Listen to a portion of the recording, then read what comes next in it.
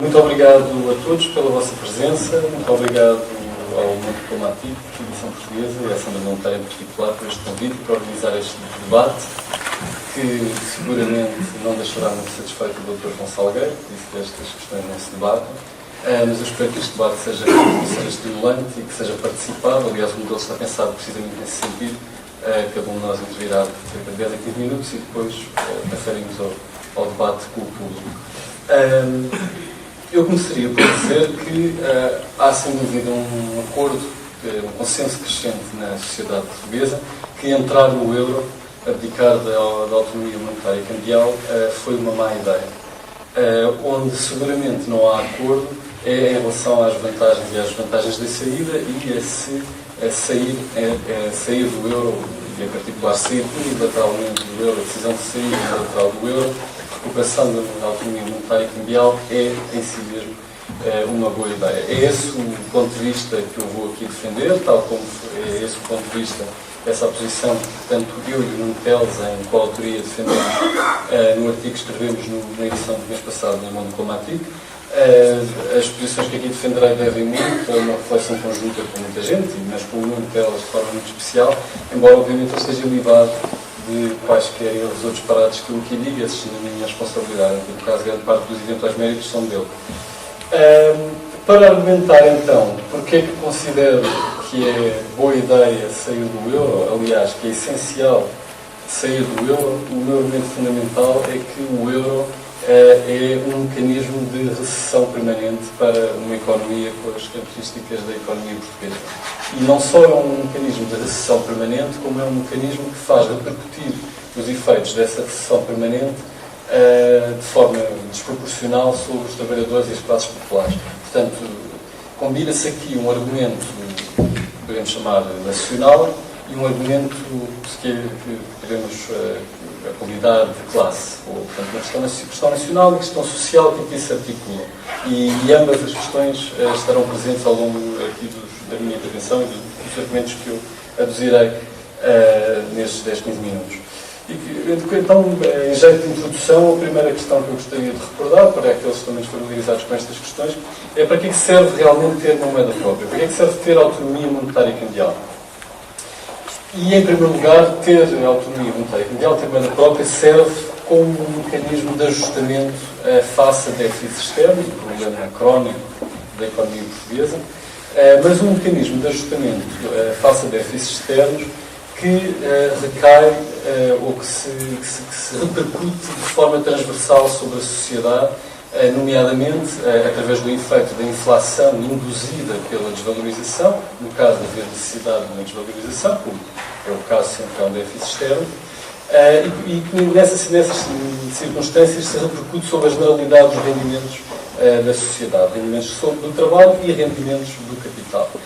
Nisto é totalmente distinto do mecanismo da desvalorização interna, que nos propõe como uma alternativa e que está vindo a ser posto em prática, e que, além de ser ineficaz, é, obviamente, extremamente lesiva dos interesses dos trabalhadores e das classes populares. Portanto, aqui é essencialmente a questão social, a questão de classe que está em causa. Em segundo lugar, ter autonomia monetária e cambial serve para o Estado dispor de um mecanismo de atuação, em termos de política económica, de atuação contracíclica. Portanto, em contextos recessivos, serve para o Estado poder intervir, mitigando a recessão ou estimulando a economia no sentido de a aproximar do pleno emprego, ou pelo menos de reduzir o desemprego.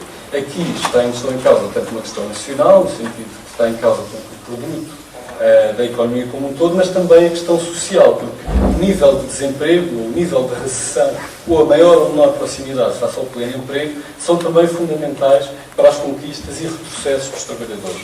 Como a situação atual ilustra a abundância, situações de desemprego generalizado são também situações de recuo nas conquistas e nos direitos dos trabalhadores, porque o poder negocial é, obviamente, bastante inferior.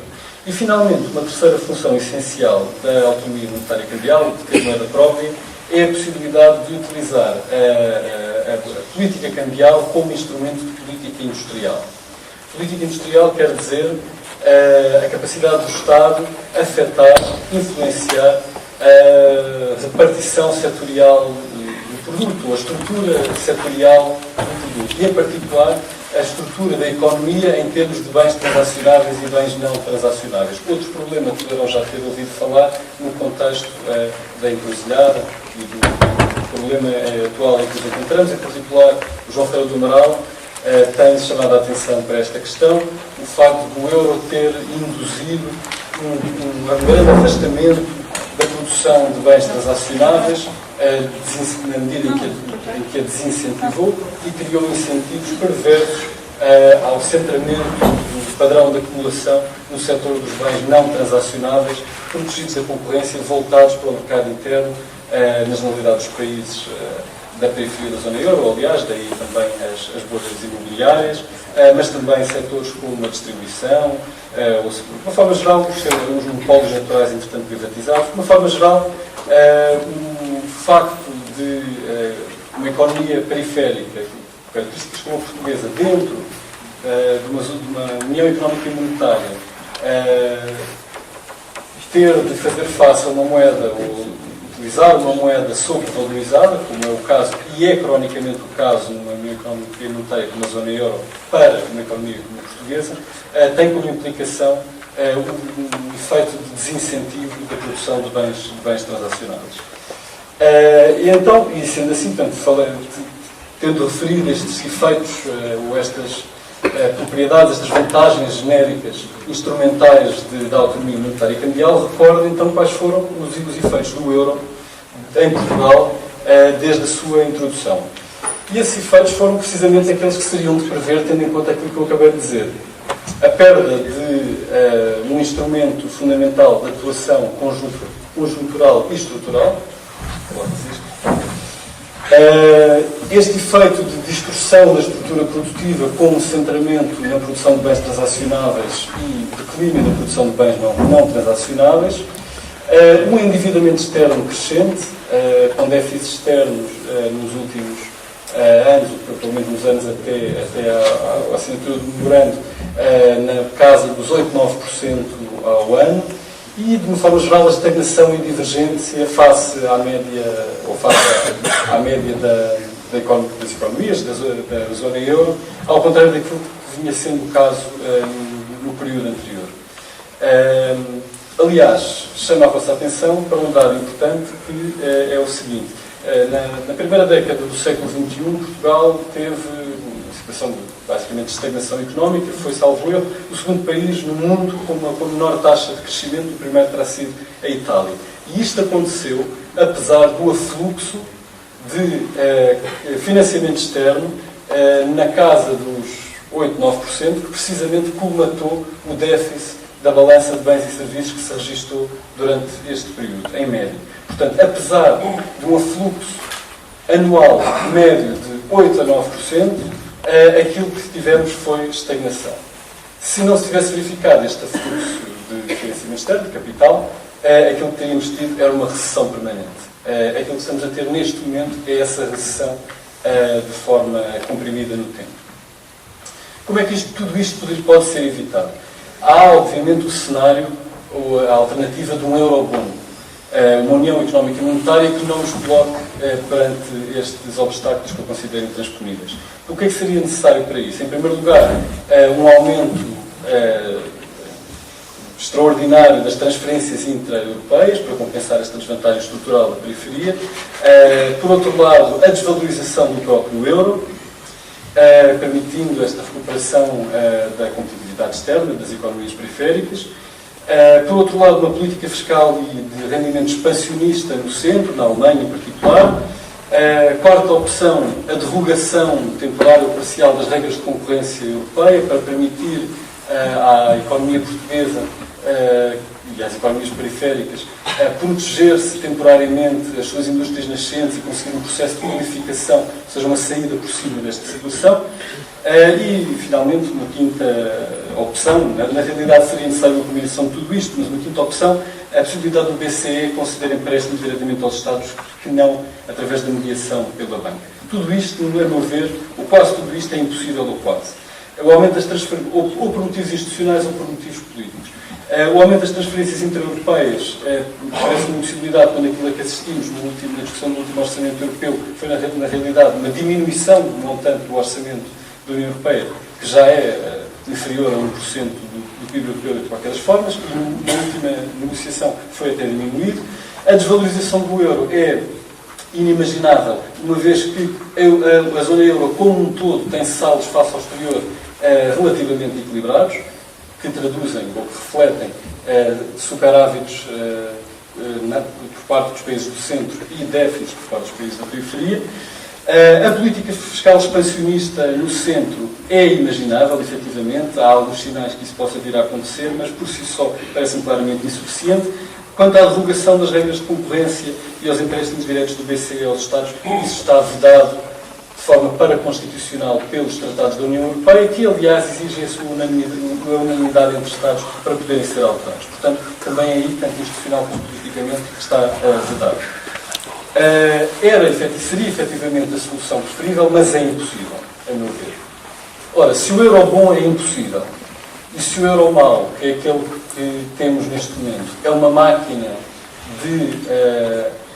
é um mecanismo de recessão permanente que faz repercutir essa recessão de forma permanente, de forma desproporcional sobre os trabalhadores e as classes populares, então daí resulta que mesmo nas circunstâncias em que nos encontramos, mesmo a eliminação da dívida pública, um repúdio da dívida pública ou o perdão total da dívida pública, mesmo o final da austeridade, não resolveriam os problemas estruturais que causaram esta situação até onde chegámos. Portanto, mesmo estas duas enormes conquistas para as forças progressistas e para a esquerda, que estão muito longe de serem alcançadas, embora para lá procuremos trabalhar, mesmo estas conquistas não resolveriam o problema e colocariam, deixariam Portugal e a economia portuguesa na mesma situação, simplesmente um pouco mais atrás e para se reiniciar um processo idêntico. Em compensação, a saída unilateral da zona euro permitiria várias coisas. Aspectos positivos. A reanimação económica e a reanimação do emprego, como de uma forma geral aconteceu na generalidade das economias que abandonaram uniões cambiais, tanto no contexto do padrão ouro, nos anos 20 e 30, como no contexto do Sistema Monetário Europeu, como no caso da Argentina. Por outro lado, seria também um instrumento de correção da estrutura produtiva, desincentivando este centramento na produção de bens transacionáveis. Na medida em que seria uma medida promotora da reanimação económica e do emprego, criaria condições mais favoráveis para as relações entre classes, na sequência da ordem de ideias que eu referi há pouco. E, por outro lado, abriria novas possibilidades, nomeadamente no sentido em que a discussão dos estatutos do novo Banco de Portugal, no contexto atual, permitiria que estes fossem menos neoliberais do que os estatutos do BCE, que são profundamente e constitucionalmente neoliberais. Permitindo, por exemplo, que nos estatutos do novo Banco de Portugal fosse considerada coisas como a prossecução do pleno emprego e não apenas o controle da inflação. Na verdade, mesmo a inflação moderada, que previsivelmente acontecerá ou aconteceria no contexto de uma saída unilateral da zona euro, seria algo de bom, do meu ponto de vista, porque a inflação é, na realidade, um imposto sobre os credores e um subsídio aos devedores. E, de uma forma geral, os credores estão, em termos de relação de classes, tipicamente associados ao capital e os devedores ao trabalho. Havendo, por outro lado, possibilidade política, essa é uma questão a discutir, de criar mecanismos para salvaguardar e proteger os pequenos aforradores. Há, obviamente, problemas. Deixarei a definição desses problemas para os meus companheiros de mesa que irão defender a posição contrária, ou pelo menos contrária à saída do euro. De qualquer das formas, o que eu gostaria de, sobretudo, salientar, e já tenho pouco tempo, é que há problemas com a questão, com a saída da zona euro, como há problemas com o repúdio da dívida. E, de uma forma geral, à esquerda, a necessidade imperiosa de repúdio da dívida já é objeto de um consenso bastante alargado, simplesmente porque se considera que é absolutamente impossível pagar esta dívida e que estamos reféns desta chantagem. Ora, eu considero que, tal como sucede com a dívida, também o euro funciona essencialmente como uma chantagem, com ameaças de cenários dantescos, quer para um caso, quer para o outro. No caso da dívida, a impossibilidade de acesso aos mercados externos, no caso do euro, o isolamento, o fantasma do isolamento, da turbulência transitória, de medidas retaliatórias por parte de outras economias. Só que eu penso que é essencial, e é sobretudo essencial, não do ponto de vista nacional, mas sobretudo do ponto de vista dos trabalhadores e das classes populares, em Portugal e na restante periferia europeia, enfrentar esta chantagem, recusar esta chantagem, retomar estes instrumentos de desenvolvimento e retomar estes instrumentos de autonomia de política que permitem e que permitirão evitar esta recessão permanente e criar condições mais favoráveis para terminar esta espiral de retrocesso dos direitos e dos salários e das pensões. Muito obrigado.